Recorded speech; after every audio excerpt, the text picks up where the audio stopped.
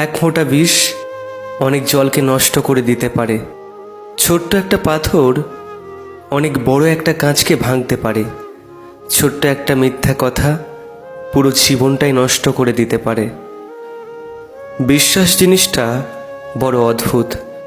মানুষ জীবনে যা কিছু পায় বিশ্বাস করেই পায়, আর যা কিছু হারায় বিশ্বাসের কারণেই হারায়।